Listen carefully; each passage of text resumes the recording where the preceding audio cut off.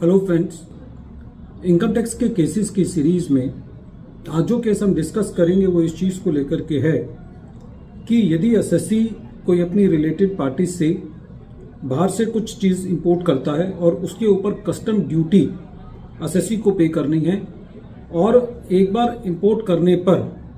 जब custom duty payable हो जाती है तो उस स्थिति में जहां पर उस कस्टम ड्यूटी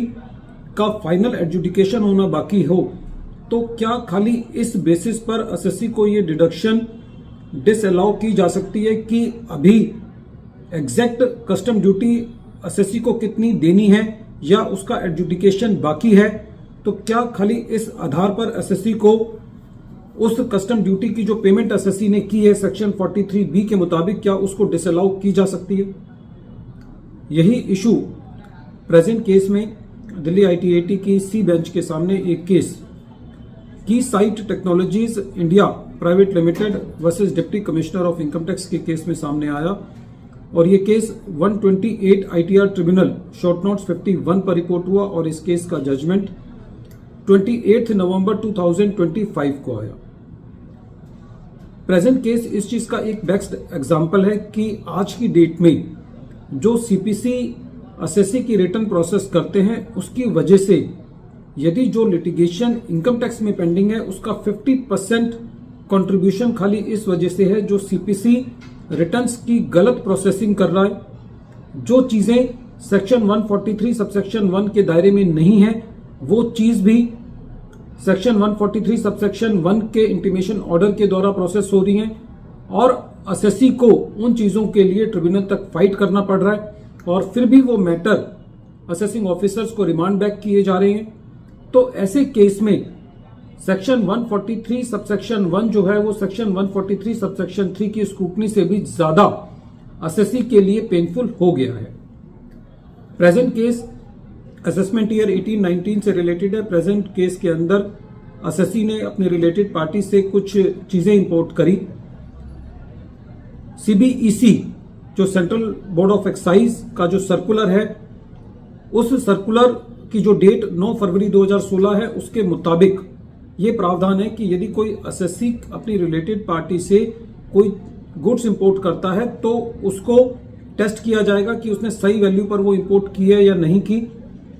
प्रेजेंट केस में एसएससी ने जो कस्टम डिपार्टमेंट ने जो एक्स्ट्रा कस्टम ड्यूटी की डिमांड की वो एसएससी ने असेसमेंट ईयर 18-19 के अंदर पे कर दी और एसएससी ने उसको डिडक्शन क्लेम किया।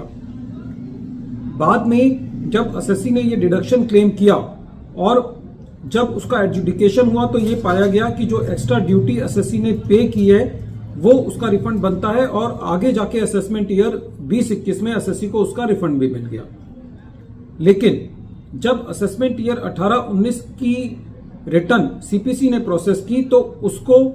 जो एसएससी ने कस्टम ड्यूटी पे किया था सेक्शन 43B के मुताबिक ड्यू डेट के अंदर उसको एसएससी की इनकम में ऐड बैक कर दिया। एसएससी ने सीआईटी अपील के पास अपील लगाई और ये कहा कि इस अमाउंट पर एसएससी उस साल के अंदर टैक्स दे चुका है जिस साल में एसएससी को ये रिफंड मिला, क्योंकि ये जो ड्यूटी थी वो पेबल थी एज पर द सीबीसीई सर्कुलर और रेवेन्यू का ये कहना कि इसका एडजुडिकेशन इसका डिटर्मिनेशन अभी फ्यूचर में होना है एग्जैक्ट, तो खाली इस आधार पर इसको डिसअलाउ किया जाना चाहिए। तो इस पर ट्रिब्यूनल का ये कहना था कि एक बार यदि कोई स्टैट्यूटरी लायबिलिटी डिटरमिन हो गई और उसको एसएससी पे करता है तो चाहे उसका फर्दर कोई एडजुडिकेशन होना बाकी है या कोई डिसीजन आनी बाकी है, खाली इस बेसिस पर उसको डिसअलाउ नहीं किया जा सकता। और ट्रिब्यूनल ने जो सीआईटी अपील ने भी सेक्शन 143 सबसेक्शन 1 की अपील को खारिज किया था उसको अलाउ किया। फ्रेंड्स, ट्रिब्यूनल का यह कहना था कि यदि इस अमाउंट को टैक्सेबल किया जाएगा तो ये डबल टैक्सेशन कहलाएगा। बात जायज भी है क्योंकि असेसमेंट ईयर 20-21 में के अंदर जब वो अमाउंट आया तो एसएससी ने उसको अपनी इनकम में ऐड बैक कर लिया। यदि उसी अमाउंट को जिस साल में एसएससी ने पे किया है उस वक्त भी उसको डिसअलाउ किया जाएगा तो इससे एसएससी के ऊपर डबल मार है। फ्रेंड्स, ऐसे ही बहुत सारे केसेस ऐसे हैं जिसकी वजह से एसएससी को सीपीसी की वजह से कई सालों तक लिटिगेशन में रहना पड़ता है। वीडियो के अंत में एक बार फिर मैं केस का नाम रिपीट कर रहा हूं। केस का नाम है Keysight technologies India private limited versus deputy commissioner of income tax और ये केस